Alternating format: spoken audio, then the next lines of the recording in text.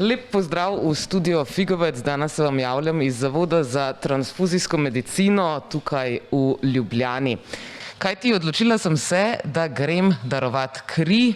Na internetu lahko pogledate, kakšne so trenutne zaloge krvi, in ker sem ugotovila, da nekaj krvi primanjkuje, sem se odločila, da pridem sem in vam pokažem, da vendarle ni nič strašnega. Lepo pozdravljeni. Lep pozdrav, me veseli, da ste prišla pa se odločiti, da tudi darujete kri danes.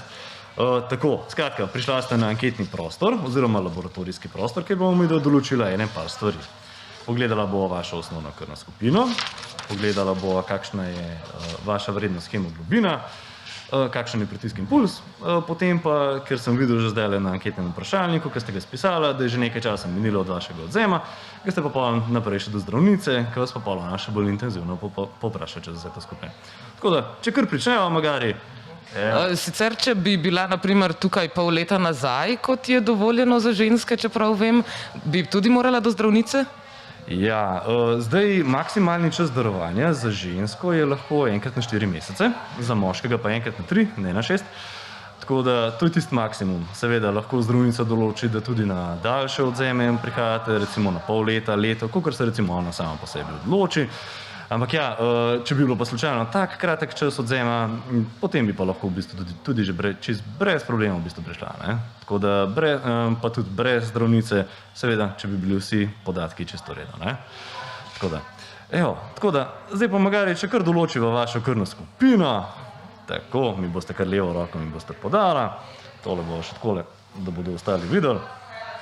Mimogrede, dragi gledalci, naj vas še spomnim, da če ste navajeni predepidemijskega prihajanja in krvodajalstva, so zdaj malce spremenili režim, namreč naprej se morate prijaviti, poklicati po telefonu ali se naročiti po elektronski pošti zaradi seveda ukrepov za preprečevanje novega koronavirusa. Nekaj ste me tudi spraševali že po telefonu in pa na vhodu, to je verjetno zaradi tega, da ne bi prišla z okuženo krvjo. Tako je. V bistvu v današnjih časih skrbimo, da slučajno ne bi okužena oseba prišla sem, da ne bi v bistvu širila koronavirusa. Zdaj sam proces koronavirusa oziroma sama predelava krvi naprej ni ogrožujoče za osebo, ki to prejme, ne? Oziroma za pacienta. Je pa seveda problem za nas, za zaposlene. Tako da v današnjih časih, še posebej v zdravstvenih ustanovah, se moramo res paziti, da slučajno ne pride do teh nevšečnosti. Tako da, evo, zdaj bomo pa mi da tole kar pogledala, jaz vas bom zbodal v prst, takole, pa dobila bo ene par kapljic krvi iz tega, tako da, najprej še tisto odvečno kri še najprej še stran obriševa. Je močno zabolela? Malo je zabolelo, ampak ni nič hudega. Ok, super, super. Takole bo vzela. Zakaj pa ste prvo kri stran obrisali? V vaši krvi se na začetku se nahaja intersticijska tekočina oziroma tekočina, kjer se noter nahajajo v bistvu ne samo eritrociti, oziroma ne tisto, kar bi se nahajalo v vaši sami žili, ampak se nahaja poleg tega še ostala tekočina, ki določa nižjo vrednost hemoglobina oziroma vašega železa oziroma rdečih krvničkov telesov. Tako da s tem, ko jih pobriševa stran 3 kapljice, prideva s četrto do tiste nekakšne realne vrednosti, kakršna naj bi bila v bistvu v vaši žili tudi vrednost hemoglobina. Evo, takole. Zdaj bomo pa še s 3 lepimi kapljicami pogledala, kakšna je vaša krvna skupina. Tako. Evo, zdaj vam pa dam še en lep tamponček čez, da vam ne bo napotal. Oziroma, ko bi rekel, eno kapico. Takole, izvolite. Tole vzameva stran. Tako. Zdaj vmes smo vzela tudi vzorček mikrokivete, kjer bo določila to vrednost hemoglobina. Tako. Tukaj bo zdaj še določanje osnovne vaše krvne skupine. Mogoče veste že, kakšno imate. Mislim, da imam AB, vendar sem pozabila katero. Tisto, ki lahko daje drugemu AB-ju in sprejme vse. Ki lahko vse prejme. Ok, super, to je pa definitivno tako, kakor ste rekla, krvna skupina AB. Sicer še bolj natančno AB pozitivna, vendar tukaj nimava tega reagenta, bioreagenta, s čimer bi lahko to tudi določila. Tako, jaz zdaj tukaj s tole bukovo palčko pomešam. In tam, kjer bo prišlo do, strokovno se temu reče, aglutinacije, drugače rečeno pa zlepilo, no, nekako, s tisto krvno skupino bo pač videla, kaj vi ste. Zdaj, v vašem primeru, ker ste rekli, da sklepate, da ste AB, bo midva tukaj zdaj mogla videti vse 3 vzorčke, da bodo med sabo zlepljeni oziroma aglutinirali. Ne? Tako da bojo eni taki lepi zdrobki skupaj. Zdaj tamle desno zgoraj na kameri kaže tudi, ko bi rekel, listek, kjer bomo v bistvu pač mi videli, do kakšne krvne skupine je prišlo. In zdaj bom najprej vam pokazal, popolnoma prav ste povedala, zdaj pa magari še za kamero, da bojo še gledalci videli. Tako da ja, ker so se vse 3 so se skupaj zlepile, je novinarka pač krvne skupine AB. Tako da, evo, prav ste povedala, perfektno. Tako, ta tretja, ja. Evo, tole bo zdaj nazaj dala. Zdaj vas bom pa prosil, če boste dali še desno roko v aparat za merjenje krvnega pritiska. Da si moram zavihati rokave. Predvsem ne sme biti naguban na mestu, lahko si pa tudi dol daste, pa ni popolnoma nobenega problema. Ne sme biti naguban na mestu nagnake, da slučajno ne bi do kakšnih polan všečnosti prišlo.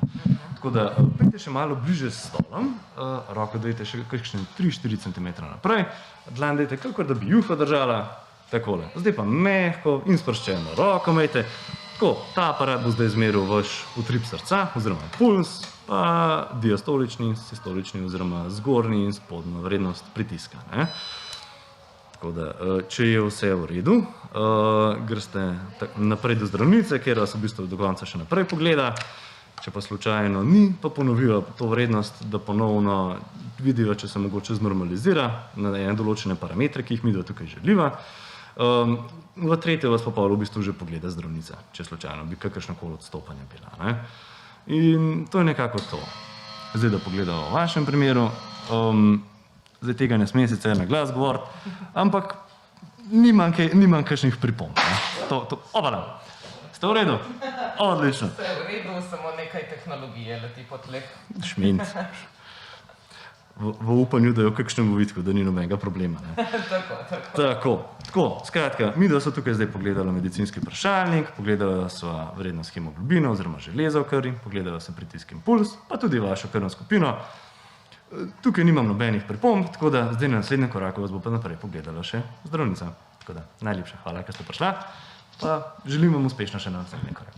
Lev Ernejšek, najlepša hvala, da ste me lahko sprejeli tukaj in preverimo, kaj se bo zgodilo še pri zdravnici. Lepo pozdravljeni gledalci, zdaj sem že v drugi sobi in sicer pri zdravnici. Mojih osebnih podatkov vam ne bom razkrila, pa vendar mi lahko poveste, kaj pravzaprav vas tukaj zanima.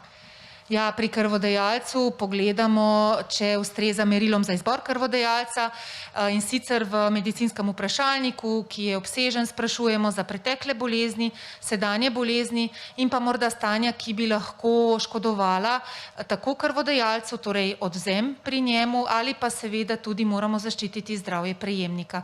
In to je tisto, kar nas v teh vprašanjih zanima, torej ali ima recimo krvodajalec oziroma krvodajalka neke kronične bolezni, recimo težave s srcem, pljuči, prebavili, alergije, ali ste morda potovali v kakšne eksotične kraje in bi lahko prenesli s krvjo bolezni, ki se prenašajo s krvjo, ali kakšne tvegane kontakte. Sprašujemo, če morda uživate kakšna zdravila, ki bi lahko kazala na to, da imate neko kronično bolezen, ki ovira potem darovanje krvi, ali pa se lahko zdravila prenesejo tudi k prejemniku in bi lahko škodovala pri njemu.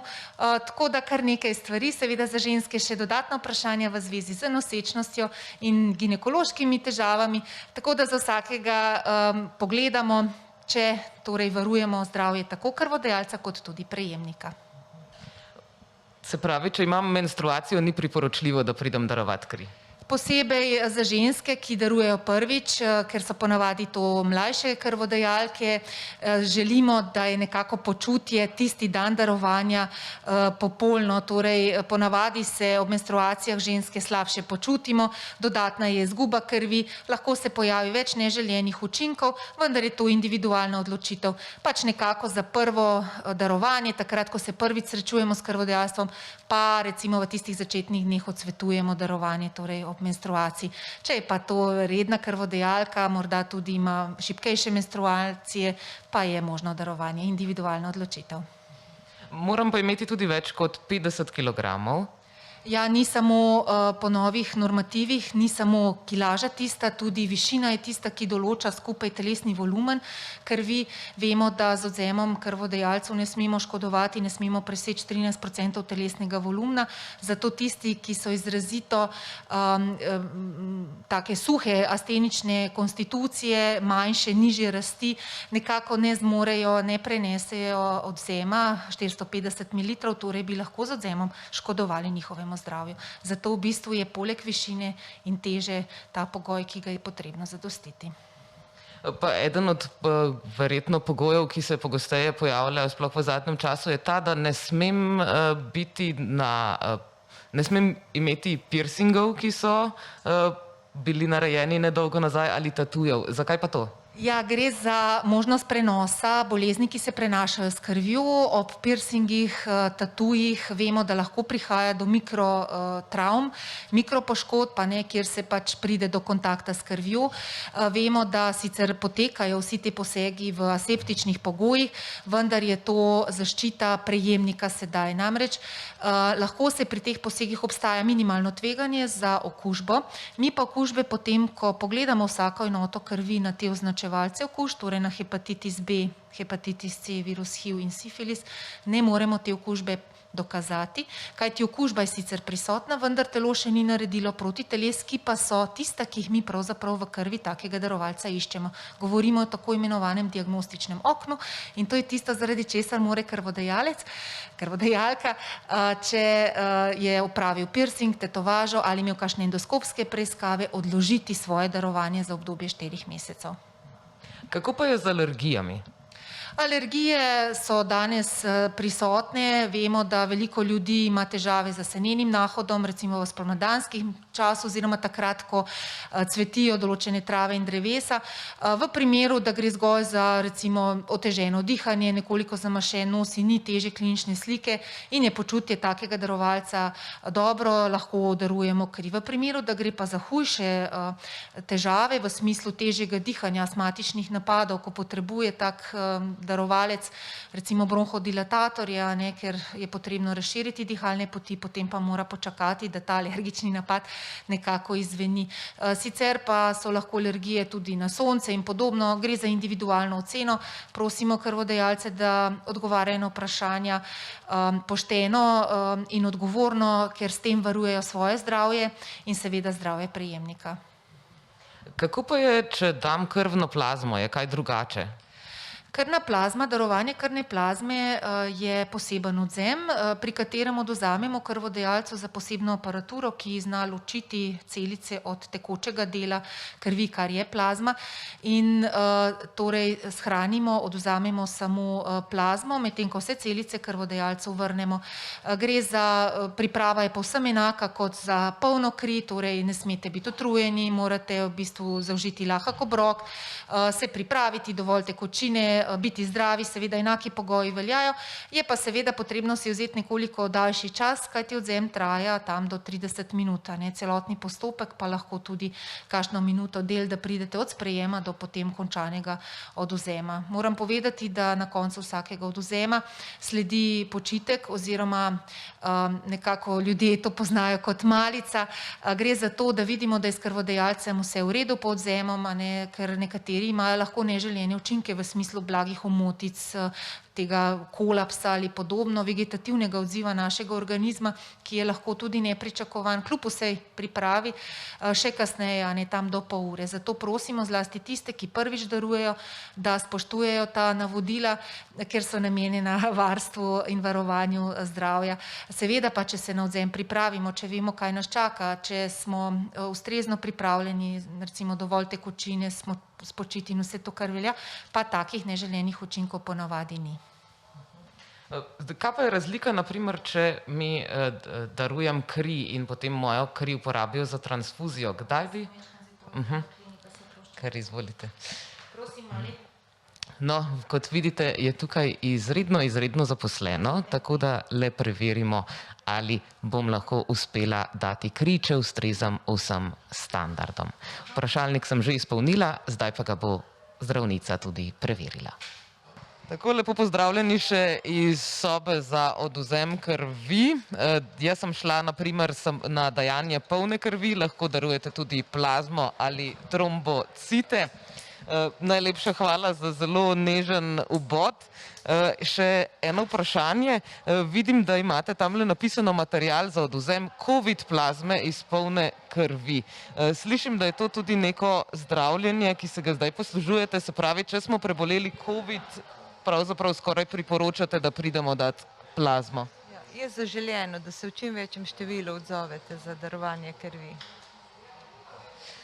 No, ste slišali, tako da če ste med tistimi, ki ste uspešno že preboleli, lahko pomagate tudi na tak način. No, jaz bom zdaj tukaj stiskala pest še nekaj minut, da bo stekla prava količina krvi, potem pa se že vidimo iz prostora za malico, ki nas čaka po uspešno opravljenem odvzemu. Takole, dragi gledalci, samo da vam povem, da je šel odvzem krvi uspešno. Še kakšni 2 do 3 ure mi predlagajo, da naj imam tole obvezo še gor, lahko sem si izbrala svojo barvo. Sicer pa bo moja kri potem naprej potovala najprej na vrtenje in potem iz tega vrtenja ali naprej v bolnišnice, sem v Ljubljano ali pa nekam naprej po Sloveniji. Tako, kot smo rekli, če na kratko ponovimo, če želite tudi vi darovati kri, se morate najprej prek elektronske pošte oziroma prek telefona najaviti, zaradi tega, da vam dajo termin. Sicer pa, tudi če ste samozaposleni, lahko dobite potem z dokazilom, da ste dali kri, in potem, ko ga pošljete seveda naprej na finančno upravo, tudi za en dan plačane prispevke, tako kot tudi lahko dobiš prost dan dela, če si seveda redno zaposlen. Tako, predlagam vam, da tudi vi spremljate zaloge krvi na spletni strani Zavoda za transfuzijo, kjer jih redno objavljajo in tudi posodabljajo. Tako, morebiti se vidimo čez 4 mesece, ko lahko spet pridem darovat kri, prav tukaj le. Lepo se imejte, vračamo se nazaj v studio Figovec.